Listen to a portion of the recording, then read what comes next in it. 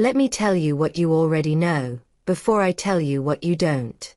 You know that Juliet Sterling was sold, beaten, rejected, and thrown off a cliff by a man who called it mercy. You know that the Alpha King of the ironclad court found her dying in a cursed forest, discovered she was carrying his dead brother's child, and brought her home. You know that Silas Knightwood marched 500 wolves to the wrong border, made the wrong demands to the wrong king, and ended the way men like Silas Knightwood always end when they have exhausted their luck and encountered something more powerful than their arrogance. You know that Juliet is safe in Ironhold. What you don't know, what Juliet herself is only just beginning to understand, is that the story of how Prince Cailan ended up dying in the eastern stables of his sworn enemy's territory is not the story anyone has been telling. There are 12 days missing from the ironclad court's records. There is a route that deviated south before the ambush, not because of it. There is a question that, once asked, cannot be unasked. And there is someone inside Ironhold who has been hoping very quietly that Juliet Sterling would heal and give birth and be grateful and never think to ask it. That hope is about to expire. This is part 2. He was born on the coldest night of the year. Not dramatically cold. Not the kind of cold that the storytelling tradition has trained us to associate with significant births, the kind that involves unnatural stillness or the sudden silence of animals or some perceptible shift in the atmosphere. The cold on the night Arton of the ironclad court came into the world was simply the ordinary, relentless cold of an Ironhold winter, the kind that had been accumulating in the stone walls for months and had finally achieved the specific, bone-deep saturation that no number of fires could entirely address. The birth was difficult. Not catastrophically so. Not the kind of difficult that becomes a different kind of story, but genuinely prolonged and demanding in the way that first births are demanding when the body doing the work has spent the last 3 months recovering from injuries that had broken bones in regions that were now being asked to do things bones are not designed to do while recovering. Beatrice was competent and unflinching and present for all of it, in the way that truly skilled healers are present, which is to say completely, with no part of their attention elsewhere, no division between what is happening and what needs to happen next. Ambrose paced the length of the great hall for 7 hours. The warriors of Ironhold, who had seen their king walk into a battlefield with the calm of someone going to a meeting, who had watched him break apart superior forces without altering his expression in any meaningful way, who had in some cases spent a decade at his side cataloguing the impressive range of things that did not visibly affect him. Those warriors stood at respectful distances from the great hall's main corridor and watched their king walk 7 hours of stone floor with his hands clasped behind his back and something on his face that none of them had words for. When the cry came, Ambrose stopped moving. He stood in the center of the great hall with his head slightly lifted, like a wolf catching a scent, and then he turned and walked toward the chamber door with the rapid, barely controlled pace of someone who has decided that appropriate dignity can wait. He sat on the edge of the bed. The child in Juliet's arms was small in the way of newborns, compact and urgent and possessed of the specific, overwhelming bareness that newborns have, the absolute physical insistence of new life that makes everything else in a room peripheral. A tuft of raven black hair, thick and dark. And when the child's eyes found the firelight and opened fully for the first time, they were amber. The exact, liquid amber of Prince Cailan. Ambrose looked at those eyes for a long time. He said the name, Arton, after his and Cailan's father, with the quiet of someone making a promise rather than selecting a label, the specific gravity of a word that is doing more work than words normally do.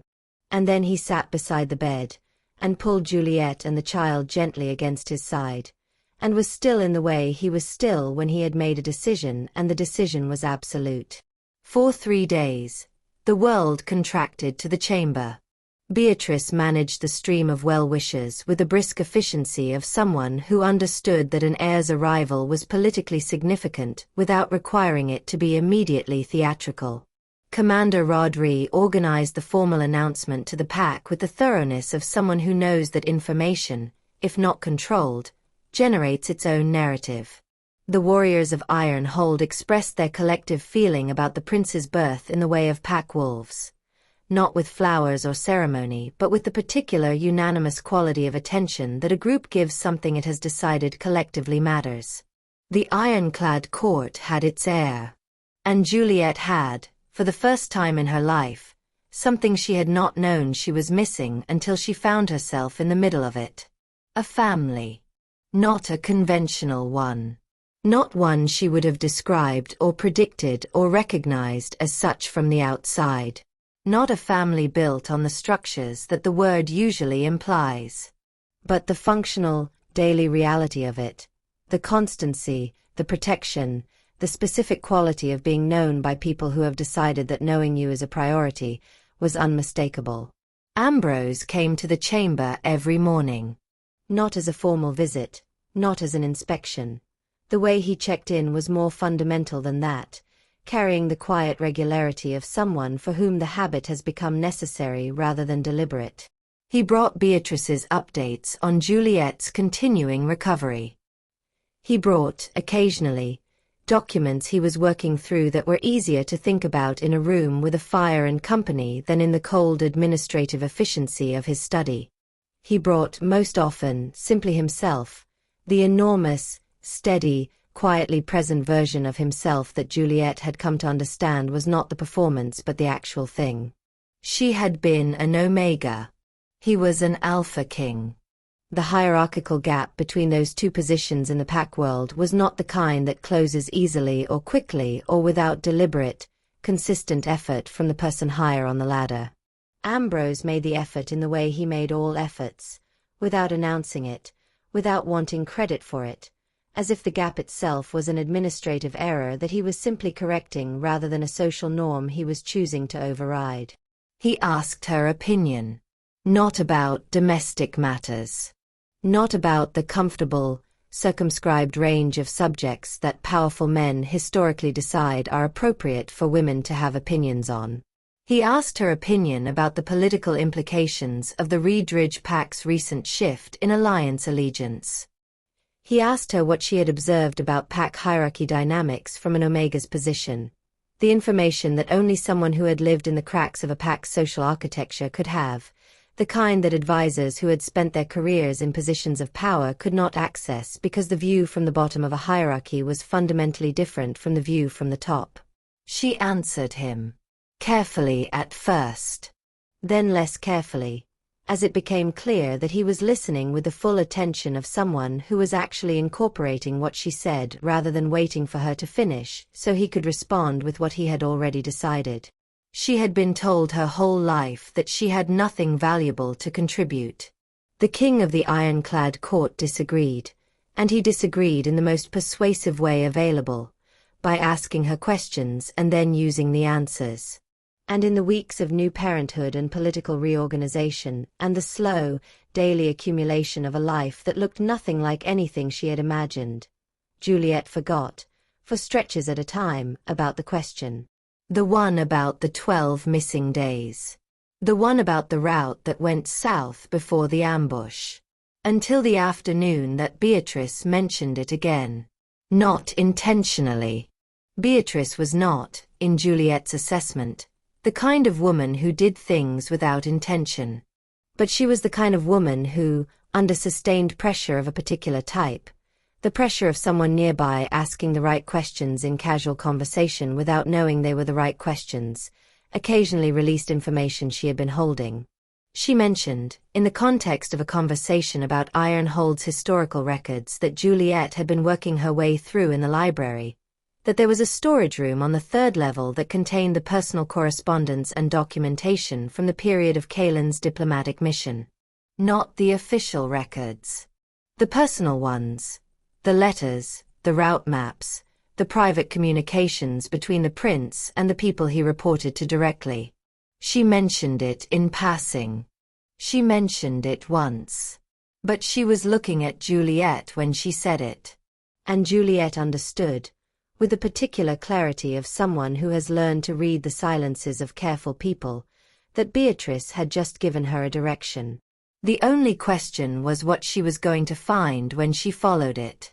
The storage room on the third level of iron hold smelled of old leather and cold stone and the specific, papery quality of documents that have been organized and then left alone for long enough that the organization has become indistinguishable from abandonment. It was not locked. Juliet noted this. She had expected locked. Had expected the particular kind of inaccessibility that belongs to things someone wants to remain inaccessible, the administrative equivalent of a closed door with a guard. The room was simply closed. The handle turned. The door opened onto an orderly arrangement of labeled wooden boxes stacked against the walls, each one dated, each one carrying the name of whatever mission or administrative period it documented. The boxes from 3 years ago were at the back of the room. She found the one for Kaelin's diplomatic mission within 10 minutes. She opened it with the careful, deliberate hands of someone who has decided they are going to read everything in the correct order, and not let the urgency of the question make them sloppy. The official correspondence was familiar territory, the formal documentation of a diplomatic mission, written in the precise, impersonal language of court protocol. Route confirmations. Meeting schedules. The administrative skeleton of an assignment that was supposed to be routine. She read through it entirely, noting the language, the dates, the sequence of planned checkpoints. Then she found the deviation. Not in the official documents. In a folded, personal letter tucked beneath them, written in a different hand than the administrative documents, on paper that was lighter and less formal, with an intimacy of language that belonged to private correspondence rather than official record. It was from Kaelin. Not to Ambrose. Not to Commander Rodri or any of the court officials who would have been his primary contacts during a diplomatic mission. It was to Beatrice, the silver-haired healer who had tended to Juliet since the night she had arrived in Ironhold. The woman who had mentioned, in passing, the existence of this very storage room. The letter was not long. Kaelin had written to Beatrice from a way station, 11 days before the Blood Moon Pax patrol had found the slaughtered escort. He had told her, in the compressed, encoded way of someone writing something they don't want found by the wrong set of eyes, that he had received confirmation of what they had suspected. He had told her the deviation south was necessary. He told her to trust what he was doing. He told her not to tell Ambrose. Juliet sat with this for a long time. She sat in the dusty storage room with the letter in her hands and the fire she'd brought in a lantern throwing yellow light across Kaelin's handwriting, and she sat with the specific, careful stillness of someone who is processing information that is rewriting the context of everything they know. Kaelin had not gone south accidentally. He had gone south deliberately. On purpose. With a reason he had shared with Beatrice and kept from his brother. Something he had found confirmation of at a way station on a diplomatic mission that everyone else believed was routine. Something that he had considered important enough to deviate from his route for, and that he had considered sensitive enough to keep from the most trusted person in his life. The letter used a phrase, what they suspected, that implied a prior conversation. A shared concern. A theory that had been developing between Kaelin and Beatrice before the mission, that had produced a specific piece of information that required verification, and that Kaelin had gone south to verify. Juliet looked at the box. She looked at the remaining contents. She kept reading. It took her 3 hours to work through all of it. She read in the order things were dated, building the picture piece by piece rather than jumping to the conclusion, because she had learned from her months in the Blood Moon Fortress that the conclusions that feel most obvious are frequently the ones that have been most carefully engineered for you. What she assembled, over those 3 hours in the cold storage room, was a timeline. Kaelin had been investigating something in the months before the diplomatic mission. Something related to the Ironclad Court's internal council, the 8 senior advisors who governed the kingdom alongside Ambrose during his frequent military absences. Something that involved the movement of information to people outside the court. He had found evidence. Not conclusive, Not the kind that holds in a formal hearing, but suggestive and specific and consistent. Evidence that someone on the council was maintaining a private line of communication with the Blood Moon Pack. He had gone south to confirm the specific nature of what was being communicated. He had told Beatrice because he trusted her and because he needed someone who would know what to do with the information if something happened to him. He had not told Ambrose because Ambrose was the one who would be most endangered by knowing, and Kaelin had not yet confirmed enough to be certain, and bringing an accusation without certainty to a king who acted decisively on evidence was a way of potentially triggering a response before the picture was complete. He had been careful.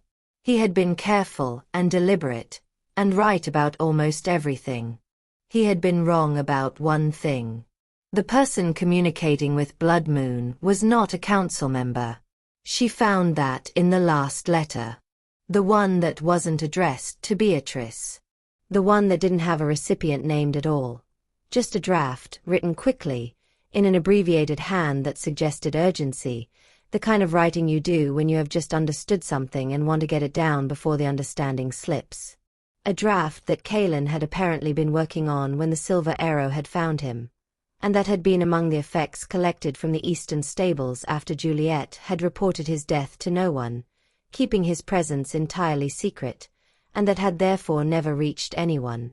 The draft was addressed, in the abbreviated notation Kaelin used for correspondence, he hadn't yet decided how to send, to the one person in the ironclad court whose position would have made them most capable of maintaining a private communication line to the Blood Moon Pack without anyone noticing, and whose death would have been the most effective way to preserve that communication line against discovery. Juliet set the draft down. She looked at the lantern flame for a while. Then she looked at the name. She had eaten dinner with this person 3 nights ago. She folded the letter very carefully. She placed it inside her dress, against her skin. She reorganized the box precisely as she had found it. She closed the storage room door. And then she stood in the cold hallway of the 3rd level of Iron Hold, with the knowledge of something very large and very dangerous pressed against her heartbeat, and thought about what to do with it. His name was Edric Vane, Master of Records for the Ironclad Court, serving in that position for 14 years, appointed by Ambrose's father before Ambrose had taken the throne and retained through the transition with the particular continuity that administrative competence tends to generate. A quiet man of late middle age who moved through the fortress with the specific, unremarkable efficiency of someone who has made himself indispensable through thoroughness rather than personality. He had been at every council meeting for 14 years. He had access to the court's correspondence, all of it, incoming and outgoing, the full archive of the Ironclad Court's communications with the outside world, organized by date and category and relevance in the meticulous system he had built and maintained and controlled for a decade and a half. He had been present at the council meeting where Kaelin's diplomatic mission had been finalized. He had been present at the council meeting where the news of the ambush had been delivered. He had been present at every subsequent council meeting where Ambrose had reported on the progress of the investigation. 3 years of meetings, each one documenting the investigators' progress and their dead ends and their increasingly cold trails. He had been the person who organized the cold trails. Juliet understood this, sitting with the letter against her skin in a hallway outside a storage room, in the way that things become understood when all the pieces have been assembled and the pattern is impossible to miss. Not with a sudden, dramatic flash of revelation, but with the slow, sickening certainty of someone who has built the picture incrementally and has arrived at a conclusion they cannot argue with regardless of how much they might prefer to. Edric Vane had known where Kaelin was going. He had communicated that information to the Blood Moon Pack. He had organized, from within the infrastructure of the Ironclad Court's own records, the subsequent investigation in ways that ensured it never reached the people it was looking for. He had been doing it for years, not just since Kaelin's death, but before it, for reasons that Juliet did not yet fully understand and that she suspected were more complex than simple allegiance to the Blood Moon Pack. Edric Vane had been sitting at Ambrose's council table for 14 years. He was currently in the Great Hall, working through correspondence at the administrative desk he maintained there, a cup of something warm at his elbow, a posture of absolute, unremarkable normalcy. Juliet needed to be careful. This was the assessment that arrived first, overriding everything else with the specific priority of a survival instinct that had been sharpened to a point by everything the last several months had involved. The wrong move here, the direct accusation, the immediate confrontation, the dramatic revelation in a public space, had failure modes that she could see clearly and specifically. Edric Vane had 14 years of institutional knowledge. He had the trust of every council member. He had, presumably, contingencies for exactly this situation, because people who have been operating inside a system for 14 years while maintaining a parallel loyalty have had considerable time to think through what happens if they are exposed. If she went to Ambrose with this immediately, before she had more than the letter and her own assembled understanding of the timeline, she handed Edric the opportunity to control the narrative of what the letter was and what it meant. Administrative access meant he could complicate any documentation she surfaced. Long tenure meant he had relationships she would be arguing against. She needed more. She needed someone she trusted to think this through with her. Beatrice. The realization arrived with the weight of the obvious.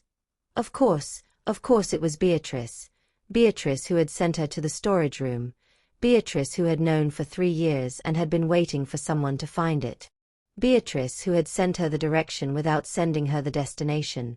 Because Beatrice understood, with the precision of a woman who had survived in a court that contained something rotten by knowing exactly how to move around it, that the information needed to be found rather than delivered.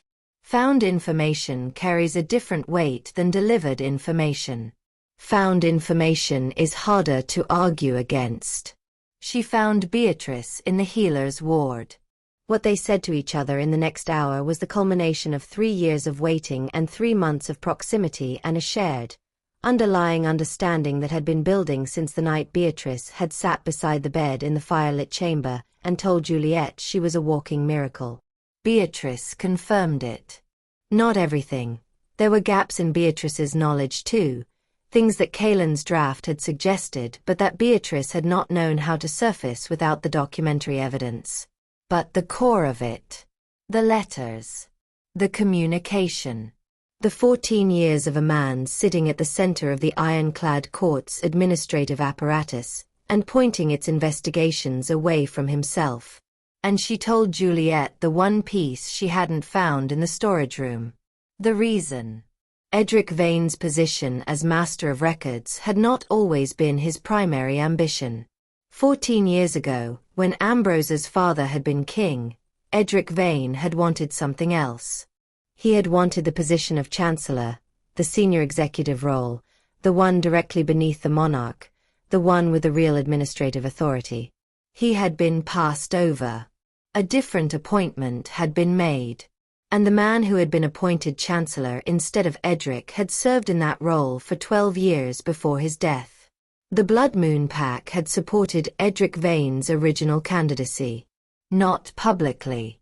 Not in any way that left a traceable record in the official documentation. But through the specific lateral channels that Edric had access to by virtue of his position, the private correspondence, the informal networks, the things that exist in the gaps between official records. They had supported him. And then they had owned him. Not a dramatic ownership. Not the explicit, threatening kind. The quiet, accumulated kind that happens when someone has received enough from a source over enough time that the relationship has become structural. When the debt is so old and so embedded that the idea of it being called in is more frightening than the idea of continuing to pay it forward. Edric Vane had not, probably, intended for Kaelin to die. He had not, probably, communicated the prince's route to the Blood Moon Pack with full understanding of what would be done with the information. He had communicated it the way he had communicated everything, as part of the maintenance of a relationship that he told himself was managed and controlled and would never require him to be responsible for anything specific. But Kaelin had died. And Edric had spent 3 years in the specific hell of a man who has done something catastrophic through indirection, and is compelled to maintain the cover of it in order to maintain the cover of himself, and who has had to watch the grief of a king he serves and a court he works within and calculate, daily, whether the exposure risk has shifted. The exposure risk had just shifted. Juliet looked at Beatrice. She thought about a man she had eaten dinner with 3 nights ago who had refilled her cup of warm cider and asked, with what had appeared to be genuine interest, how Arton was sleeping. She thought about Ambrose, who had spent 3 years hunting ghosts while the person who had created the ghosts sat across the council table. She made a decision. She told Ambrose that evening. Not in the council chamber, not with the administrative formality of a formal accusation, not in front of the people whose relationships and loyalties would need to be recalibrated in the aftermath. She told him in the chamber where Arton slept in the solid pine cradle that Ambrose had personally commissioned from the fortress carpenter. Told him quietly, with the child between them, both of them looking at the amber eyes that were currently, in the way of young children, paying absolute attention to the fire and none whatsoever to the conversation happening above them. She laid it out in the order it had assembled itself for her. The route deviation that predated the ambush. The personal letter to Beatrice. The draft that had never been sent. The 14 years of institutional access. The administrative management of an investigation that had been designed never to conclude. She told him all of it. She watched his face through the telling. Ambrose had a controlled face. He had built the control over decades of situations that required him to receive information without allowing the information to alter his decision-making capacity through the intermediate step of emotion. It was a skill, and it was one he had developed to a considerable degree of proficiency. The control held for most of it. It broke toward the end. Not dramatically. Not with an outburst or a gesture or any of the externally visible expressions that the word broke might suggest. It broke in the eyes, the cold blue flame shifting, for a moment, to something hotter and less contained, something that belonged to the man rather than the king, the grief that had been living beneath 3 years of focused investigation suddenly given new context and new cause and therefore renewed force. His brother had known.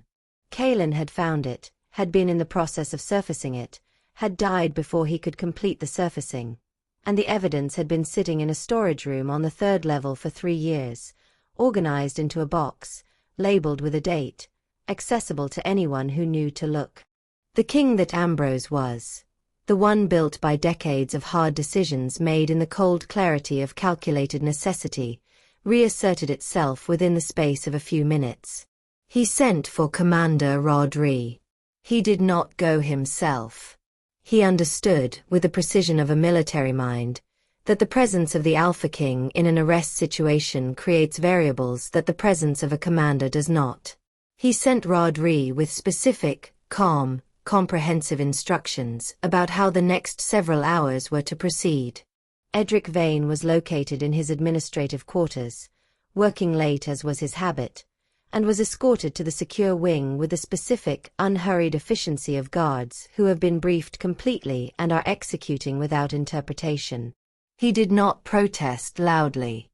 This was, in retrospect, the most telling detail. The absence of outrage, the absence of the righteous indignation that an innocent man arrested on false charges would have produced in the middle of a late working evening. He was quiet. He was pale. He said almost nothing, which was the response of a man whose most significant fear had just been confirmed rather than the response of a man encountering an injustice. The council was convened the following morning. Not a tribunal in the blood moon sense, not a performance of justice arranged around a predetermined verdict.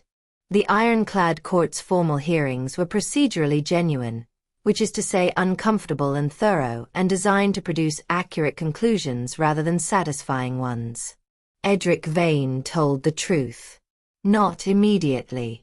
Not without the specific grinding process of confrontation with specific documentation, each piece of evidence placed before him in the order it had been assembled, each piece requiring a response that either confirmed or contradicted the next.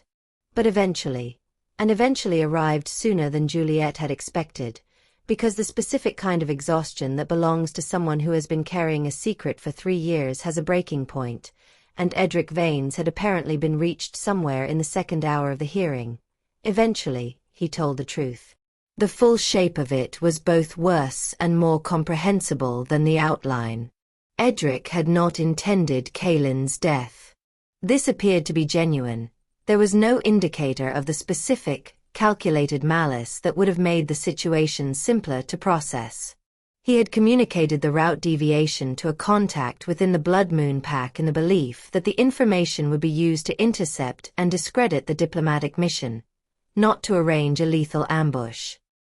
He had underestimated, catastrophically, irreversibly, the nature of the people he had been in relationship with. When the results of his communication became clear, he had not come forward. He had calculated, with the specific, cowardly arithmetic of a man who has done something he cannot take back, that coming forward served no one's interests, least of all his own. He had calculated that the investigation would go nowhere, because he was the person managing its records. He had calculated that the evidence Kaylin had assembled was inaccessible, because the only person who knew where it was Beatrice, and Beatrice had spent 3 years watching and waiting for the right person to surface it. He had not calculated for Juliet Sterling. He had not calculated for an Omega thrown off a cliff, found in a forest, installed in iron hold as the mother of the prince. An Omega with no stake in the existing political relationships, no history with the court's power structures, no reason to leave the storage room on the 3rd level unexamined. He had not calculated for someone who had nothing left to protect except the truth. The ironclad court delivered its verdict with the same procedural thoroughness it had applied to everything else. Ambrose did not deliver it personally. He had the formal right to. The court's laws permitted an Alpha King to personally adjudicate treason charges against a member of his council, and in earlier decades, in a different version of himself, Ambrose had exercised that right. He had Rodri deliver it instead. Not because he lacked the conviction. Because he understood, with the specific self-knowledge of someone who has spent 30 years learning where his judgment is most reliable, that this was a case where the man he was would contaminate the king he needed to be. He sat in the back of the council chamber.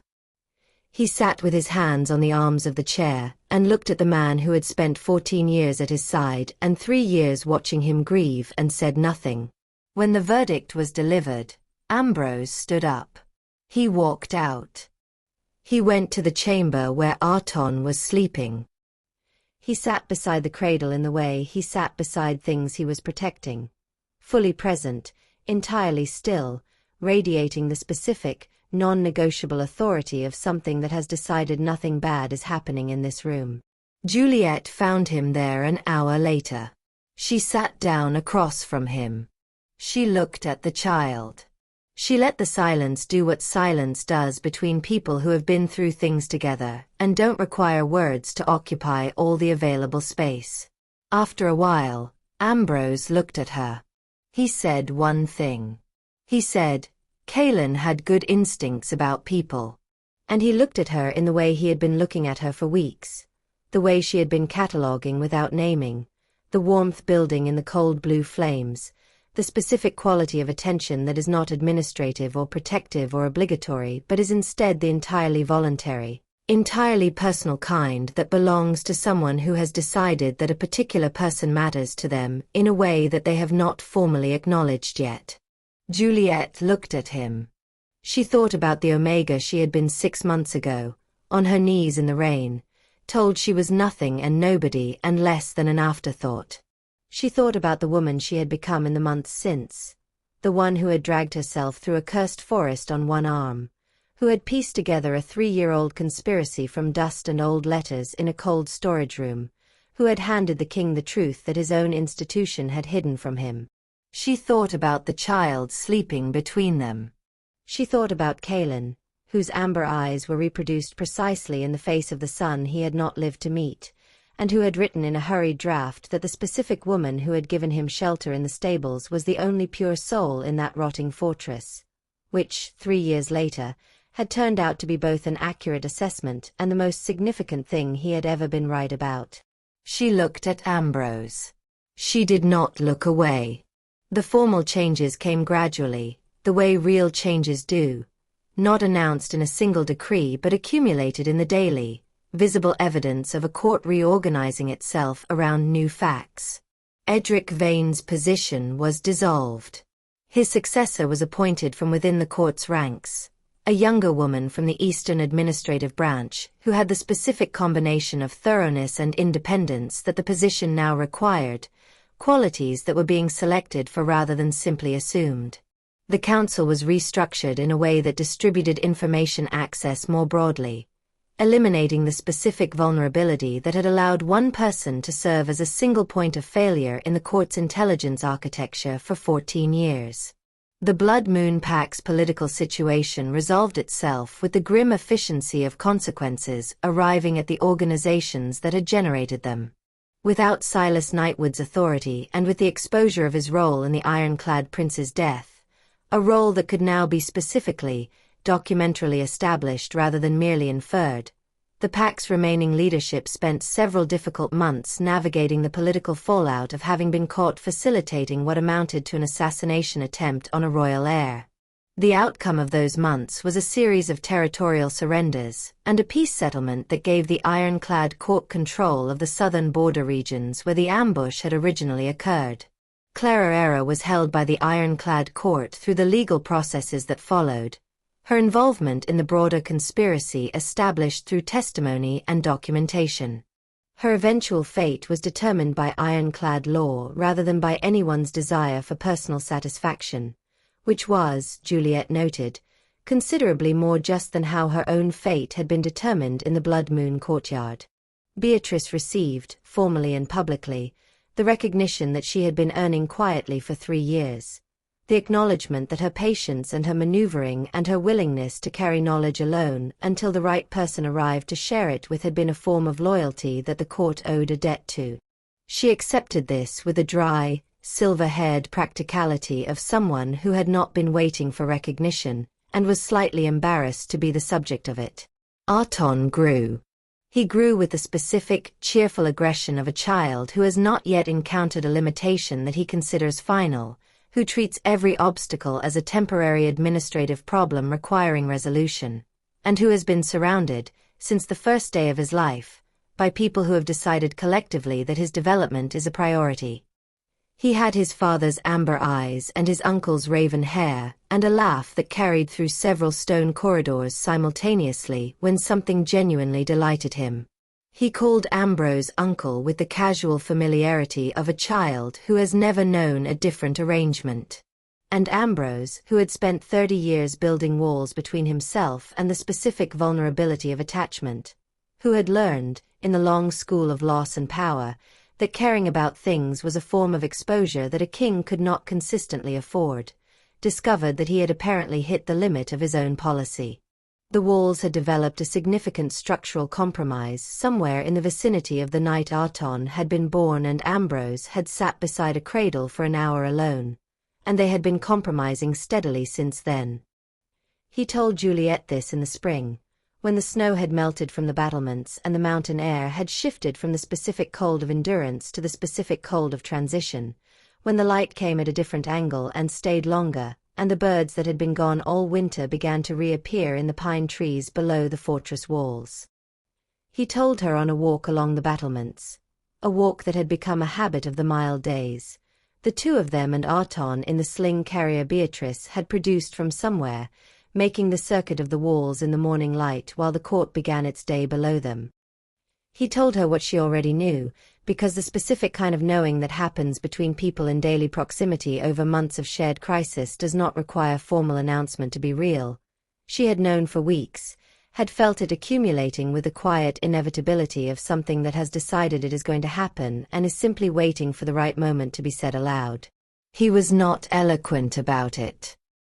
He was precise and direct, and slightly halting in the way of someone for whom the emotional vocabulary is less practiced than the military vocabulary, and who is aware of this limitation and pressing through it rather than around it. He told her she was not an Omega. He told her she had not been an Omega for some time, that the word, whatever currency it had carried in the world she had come from, described nothing about the woman currently standing on his battlements holding his nephew in a sling carrier and having, in the preceding 3 months, located a 3-year-old conspiracy, surfaced the evidence, organized the argument, and delivered it to him in a manner that had dismantled 14 years of institutional rot with a specific, patient precision of someone who had taken the time to do it correctly. He told her he was aware that everything she had been given in Iron Hold had been given first in the context of what she was carrying and what that meant to him, and that he would understand if she had spent the months here experiencing gratitude and obligation and the specific complexity of a position that had been defined by someone else's needs before it was ever defined by her own. He told her he was asking her now, not in the language of legacy or political necessity or the continuation of a bloodline, but in the plain, slightly awkward language of a man who has found that the woman in front of him has become necessary to him in a way that has nothing to do with policy. He asked her what she wanted. Juliet looked out at the mountains. She thought about the Omega in the stables who had stayed because she couldn't not care. She thought about the woman in the forest who had kept moving because there was something worth surviving for. She thought about the months in Iron Hold, the library, the storage room, the letter against her skin, the council chamber, the walk back to the chamber where Ambrose was sitting with his hands on the arms of a chair looking at a sleeping child. She thought about what she had been before all of this and what she was now, and whether the gap between those two things had been built by anyone's hands other than her own. She looked at Ambrose. She said, she wanted this. Not with the uncertainty of someone accepting an offer they haven't fully evaluated.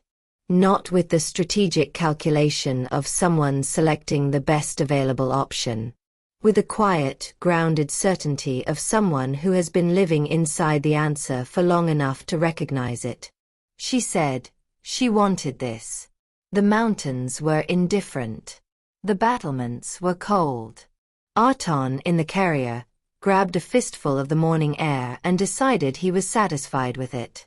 And Juliet Sterling, who had been thrown into the mud and told she was nothing, who had dragged herself through a cursed forest on the strength of a reason to live that was not herself, who had risen, in the specific, unspectacular, entirely personal way that people rise when they refuse to be finished, into the woman standing on the walls of a fortress that called her its own. Made a choice. For herself. For no one else. The wolves of Iron Hold had a queen. Not the kind that arrives in ceremony or is handed a crown in a hall built for the occasion. The kind that is recognized, gradually and specifically and without a single scheduled announcement, by the daily evidence of what someone actually is. She had been left for dead. She had risen into everything they had not wanted her to become. And the story that began in the mud of a blood moon courtyard, with boots and rain and the specific cruelty of a man who thought disposing of something made it gone, that story had ended here. On a mountain. In the light. With a child who smelled of winter pine and iron. Home. And that is the full story of Juliet Sterling. From the blood moon cobblestones, to the cursed forest floor, to the walls of a fortress that became a home and a court that became a family, and a king who learned to ask what she wanted instead of telling her who she was. She did not survive because someone saved her. She survived because she refused to stop surviving, and because the survival she chose was never just for herself. That distinction matters. I want one thing from you before you go. Subscribe to this channel right now, and hit the notification bell, because every week on this channel, we tell stories like this one. Stories about women who were written off and became unforgettable. Stories about power and survival and the specific, complicated, deeply satisfying business of rising in the direction nobody expected. You stayed for both parts. You know this is worth subscribing for. And leave me a comment right now. Tell me the moment that hit you hardest in this story. Was it the cliff? The forest? The amber eyes in the cradle? The storage room on the 3rd level? The walk on the battlements? Tell me your moment. And tell me where in the world you are watching from. Drop your city, your country, wherever you are sitting right now. I read every single comment, every single week. I want to know where these stories land.